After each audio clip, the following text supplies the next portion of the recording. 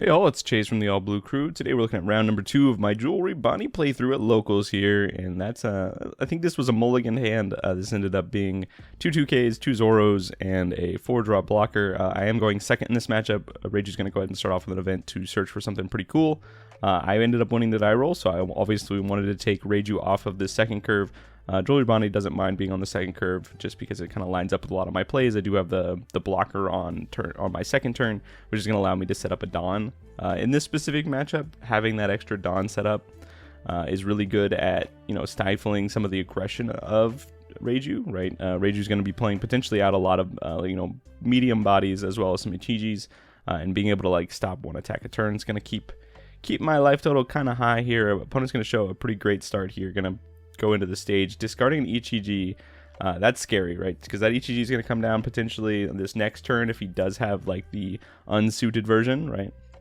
And that Ichiji is going to just come in with Rush, a 7k, and then potentially, if I have a blocker up, just going to make the blocker just invalidated. Going to go ahead and send 7 of life. I'm going to go ahead and take it.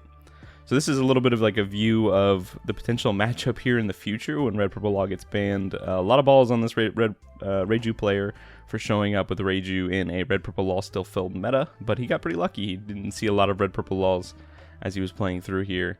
Gonna go ahead and play out the Rouge again.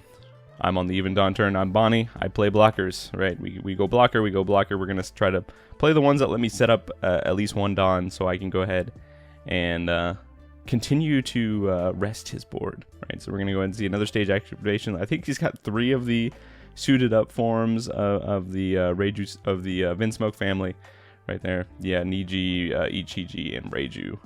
From my understanding, most of these decks don't run Yanji. A lot of them have switched to running Queen, right, as their preferred blocker. But some of them also run the Foxy Pirates package of Portia and Chopper. That was kind of a tech brought in to help them in the Red Purple Law matchup because it allows them to -2 Dawn on a turn, allowing their abilities to still happen.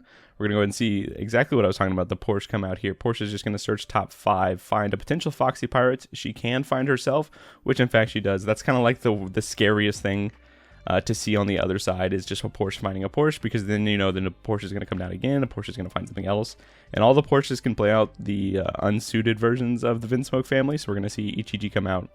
Ichiji is going to go ahead and -1 Dawn. They already had a nice target in the yard from last turn. Going to go ahead and play out a 7k. Since he has less Dawn than me or equal, he's going to go ahead and proc its ability. It's going to give one of my characters -2000 for the turn, and then it is a 7k rusher. That 7k is going to come in. He just made my Rouge a 3k, but Rouge sticking around, being able to stifle additional aggression, right, is pretty nice. So I do it and tap the Reiju. And now I'm thinking oh goodness. And if you look at my hand is just bricked up pretty hard. I only have 2 2Ks. We see a third 2K come to hand here, and we're gonna take it. And he attaches 2, and I'm like, hey, you just play that out. He's like, ah, yes.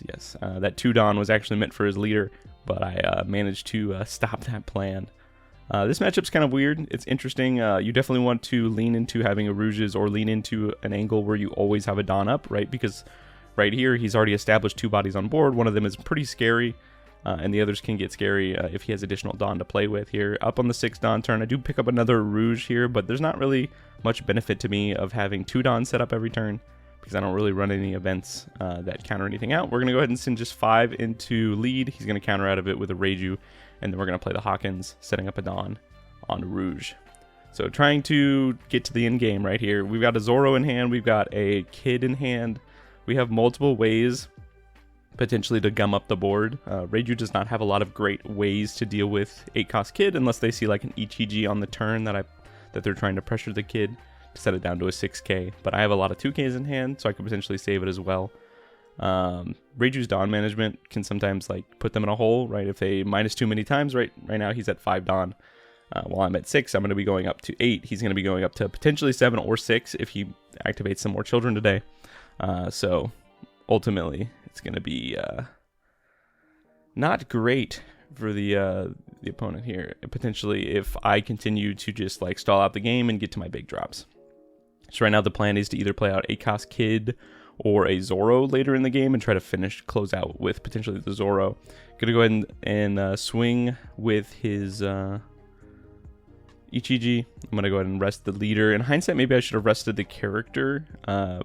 Just because if he decides not to attack with the character, I can't just try to mow it down potentially on this next turn. I don't have because I'm on the even curve, I kind of run into this situation where I don't have like the best play on this like 8 Dawn turn, other than just like playing a Hawkins and potentially using 2 Dawn to deal with some of the board. I'm gonna go ahead and send 6 at lead here. He doesn't have any other attacks, but there is still 4 Dawn open. I see that as a potential threat of another Ichiji coming down, and I do not want to give my Hawkins up for that, right? That is like a situation where you're just like snap block, because Hawkins has 7k, he can snap block the 6k, but he still has stage open, because he's going to go ahead and discard a pudding here. I think at one point he did ask me how many cards I had in my hand, and I think I just like responded with my hand's terrible. You know, I was not like, I was kind of lying, but I also kind of wasn't lying from like a playability standpoint. My hand was pretty bricked up, but if I stayed alive, I could you know, potentially do something with it. But and I think I might have baited him into not doing it, right? Not putting me here. He does still have 3 Dawn up. I remember he does have a Reiju in hand from the turn before. He's going to go ahead and play another Event Searcher and try to find the pieces he needs, right? Because this is ultimately like a combo deck. You need to find the pairs, right? I guess it's kind of like playing Go Fish, right? You got to find the pairs. You got to match the unsuited Vinsmokes with the suited ones to ensure that you can continue to do your thing, right? And Reiju has a lot of draw power, a lot of search power, so like it does make it pretty easy to combo those together. Really fun deck, and I'm pretty excited to see this deck see a lot more play going into this next meta here. It's definitely gonna be a beast. We go ahead and pick up the Hody Jones. That's a potential angle to finish the game. Once we continue to set up board here, we're going up to my 8 Dawn turn. And I could play out the Kid, but I don't have a Dawn to attach to him, so there's no reason for me to play out the Kid right now. I also don't have anything cheap to play out of hand with Kid, right? Kid allows you to play 3 cost or less. Right now I only have a 2k counter. I'm not gonna play that out. So here, just thinking what I want to do, I could attach 2 to my lead and swing 7 into the Porsche, potentially getting 2 cards out of hand, or just eliminating a card on his board. I think right now I'm just going board control here, just because I don't have a lot to do and I do want to get to my late game. And so for me to get to my late game would require me to kind of clear his board a little bit. So I am trying to kind of treating this deck like it's like another Enel. Right, Enel wants to get to his late game, but Bonney also, you know, wants to get to her late game as well. Gonna go ahead and, like I said, threaten the 7k. He's just gonna let it go. He doesn't want to give up at least 2 cards for that interaction. And then I do still have 6 Dawn open. I still have the Rouge on board. That Rouge is just gonna be chilling all game because I need to be able to get 1 Dawn back at any point, so I can ensure that I'm still stifling some of the aggression. Ichiji, as far as I know, is the only rush threat in Reiju, at least that most Reiju lists play. But some lists have a little slight variations. Gonna go ahead and swing. We're gonna send 7 at lead. This is me saying, hey, I'm about to play another one. You don't typically willingly attack with a Hawkins unless you have a way to protect it. And I'm just gonna play out a second Hawkins here. Hawkins being at a 7,000 does mean that Ichiji does need some Dawn potentially to be able to kill it, because I could just counter out of it pretty easily. Opponent decides not to play Porsche last turn just so they can have a lot more Dawn to work with. Maybe they were also just missing important pieces. It looks like potentially they just picked up the Ichiji for a turn. Gonna go ahead and discard that off stage, grab the smaller version to hand. So this turn I can definitely expect to see maybe a Porsche into an Ichiji. So at least 2 7Ks with Rush. One of them is probably gonna set one of my blockers down to, you know, and 2,000 less. We'll see here. He don't worry, he fixes it. He puts it out. He kind of treated it like an event here instead of the typical. Just because Porsche's interesting, right? Porsche lets you look at top 5, grab a card. That's kind of very you know, on play searcher type thing, or sometimes an event. And most of the events in the deck do, like, you know, play from hand, go to the trash, search. So it's like a weird autopilot thing. He's gonna go ahead and play out a Vinsmoke Reiju or a Vinsmoke Ichiji, and I expect a 7k coming at this point. I do note that, like, I totally missed my Dawn not being set up. Again, we're pretty casual, and I am still familiar. I'm still like newer to this deck, so it does happen. Obviously, in a competitive tournament setting, you're not going to get to set that up. So very nice of the opponent to allow me to do that. Gonna go ahead and send 8k at lead. This is kind of what I expected to happen, and he does it pretty nice here. He waits to pop. He waits to suit up, right? So I can't just rest the other Ichiji. So really, really smart play. And he's going to send 7 there. And do we give up the Rouge? Are we trying to play into a Zoro angle now or a Kid angle? I do really want to potentially keep them alive. It is just 8k currently into, I believe, into the tapped one, so I could just 2k out of it using my last 2k in hand, but that does give up all the counter power in my hand. If you look, the rest of my hand is just no counter. Bunch of boss monsters. So we're gonna block with that one. I'm trying to think of why I did that. There was no minus effects on it. Weird. Okay. So in hindsight, I could have just 2k'd out of it, but that might have actually gone at lead actually. Yeah, no, I think that was actually threatening lead. I don't have audio, so I honestly can't tell. I'd go insane if I could hear myself talk twice. Gonna go ahead and activate effect. Now that's 5,000, minus 5,000, minus 2,000, 7 into 5. I'm just gonna go ahead and block with a Rouge because I'm starting to lean into this angle where I'm gonna potentially turn these blocker Hawkins into attackers. To try to either finish opponent, right? Because 7k hits are pretty strong. He's gonna play out a second Porsche or third Porsche here. This is I think the Porsche he found off the other Porsche. Can he continue the loop here? It does not look like it. No, thank goodness. 3 Porsches is already scared enough. Gonna go ahead and play at the chopper. Chopper's gonna ramp them 1, and it is a blocker. A nice little blocker here. As far as I know, Reiju runs 2 types of blockers: the Queen blocker and the new chopper blocker. But I'm not sure. We'll see here. So go ahead and go to my turn here. We're going to go up to 10 Dawn. I do pick up a 2k here.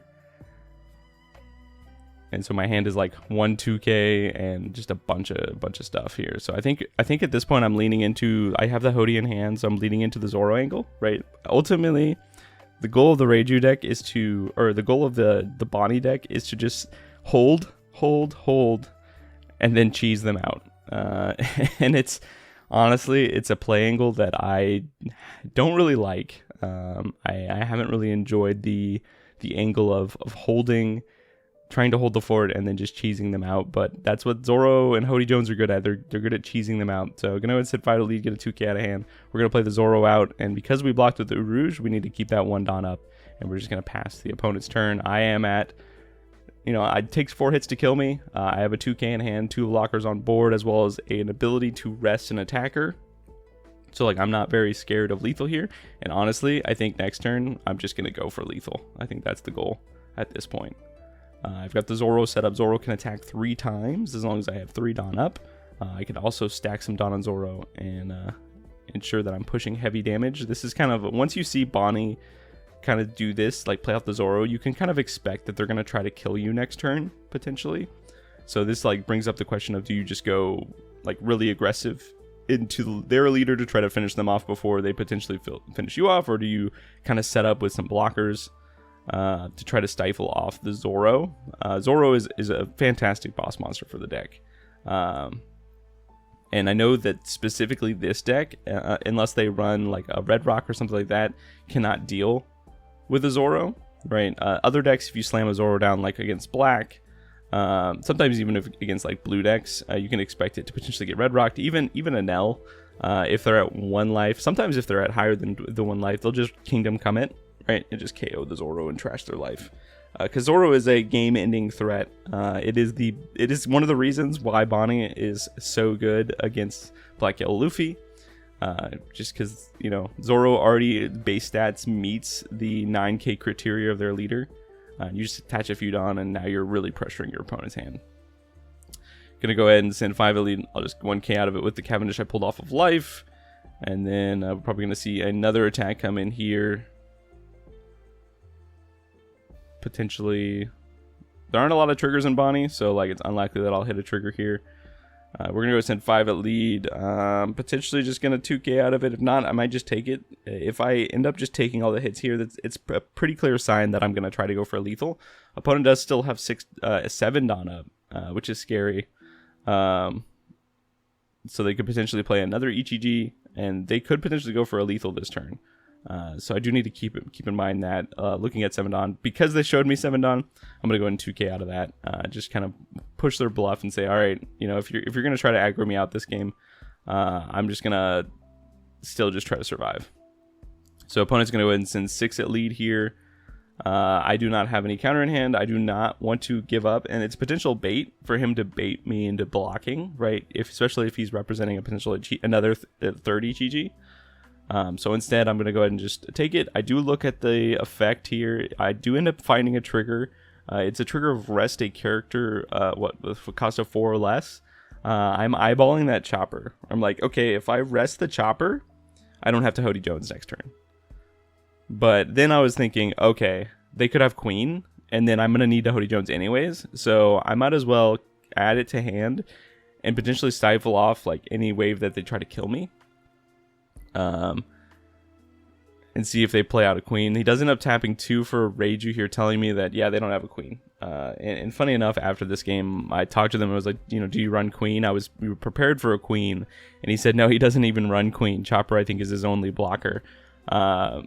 Still with 2 Dawn, still with, 4 Dawn up, it's potentially he could play another blocker. So ultimately, Hody Jones is probably the correct play. And even if I did rest that, it could potentially force him into a situation where he would play another blocker like another Tony, just because he fears potentially my ability to kill him. So in hindsight, adding that to him was fine, because I'd have to potentially play the Hody anyways. He has seen a lot of cards. He has several cards in hand. Next turn, I'm going to try to go 7-7. I think we're just going to go 5-7-7, 8 on Hody, 9-9-9, and see if we can finish off game that way. Opponent's going to go ahead and show me exactly what I expected to see. Another Ichiji. I think he has all 4 Ichijis, which is crazy. Or no, at least 3, which is an incredible play, or an incredible run for Reiju, just to see so many Ichijis. We're going to go and just take that one. I could have countered out of it, but honestly at this point I'm going for game. So I'm just like taking all the resources I can and just like trying to push face. So he ends up just like leaving the Tony chopper up, and that's it. And so that Hody's just going to be able to rest it. So, I'm pressuring 5, 7, 7, 8. 5 requires 1 card, 7 requires 2, 7 requires another 2, 8 requires at least 2. And then 9's going to require at least 3 cards each time. So like I'm feeling pretty confident that I'm going to be able to, in the game here, we're going to play out Hody Jones. We're going to just start pressuring. So we're going to start with the lowest number here. We're going to go 5. Just try to see if I can get like a 2K out of hand. I get the Tony chopper, which means he had a second one anyways. So I would have had to play this Hody Jones regardless of if I triggered that. Going to go and send 7. He's going to 2 cards out of it. 2K, 1K. I'm going to send 7 again. 3 cards in opponent's hand.